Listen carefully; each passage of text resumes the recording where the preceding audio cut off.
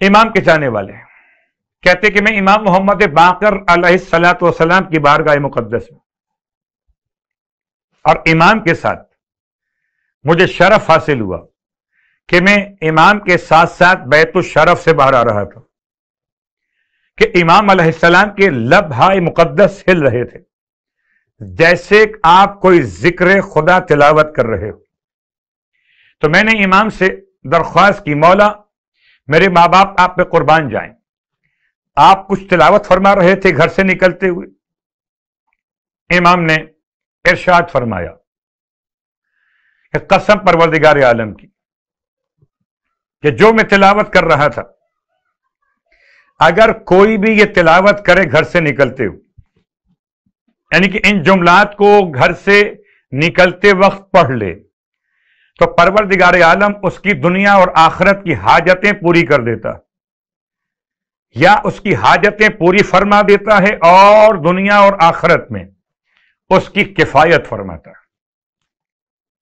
اور جس کے لیے خدا کافی ہو گیا اس کے لیے کسی اور کی حاجت نہ رہی.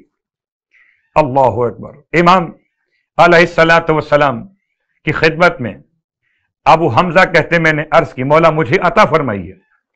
ارشاد فرمایا مولا نے پہلا جملہ بسم اللہ ہے وحسبی اللہ وتوکلت علی اللہ. بسم اللہ، حسبی اللہ، توکلت علی اللہ، تین جملے.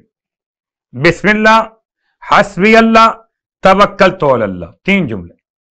نمبر 4 اللہم انی اسألک خیر اموری کلہا. پروردگار میں آپ سے سوال کرتا ہوں اپنے امور میں تمام تر خیر و عافیت کا، تمام بہتری کا میں سوال کرتا ہوں، اپنے تمام امور میں بہتری اور خیر کا. وَأَعُوذُ بِكَ مِنْ خِزْيِ الدُّنْيَا وَالْعَذَابِ الْآخِرَةِ. اور میں آپ کی پناہ چاہتا ہوں دنیا کی رسوائی سے، دنیا کی ناکامی اور نامرادی سے، اور آخرت کے عذاب سے. یہ 5 جملے گھر سے نکلتے ہوئے اگر انسان ادا کر لے، پہلا جملہ پھر دہراتا ہوں، بسم اللہ، حسبی اللہ، توکلت علی اللہ، اللہم انی اسألک خیر امور کلہا واعوذ بک من خزی الدنیا والعذاب الآخرہ. یہ 5 جملے اگر گھر سے نکلتے ہوئے انسان ادا کر لے، امام فرماتے قسم پروردگار کی خدا حاجتیں پوری کرے گا. آپ چاہتے ہیں گھر سے نکلتے ہوئے آپ کی حاجتیں پوری ہو جائیں، اور خدا اس کے دنیا اور آخرت کے لیے کافی ہو جائے گا. اور جس کے دنیا اور آخرت میں خدا کافی ہو گیا اسے کسی اور کی حاجت کہاں رہے گی. تو گھر سے نکلتے ہوئے 5ویں امام کا بہترین تحفہ ابو حمزہ صومالی کی زبان مقدس سے. کتاب کا حوالہ گلہائے ارغوان، یہ کتاب عملیات کی اور اوراد کے حوالے سے.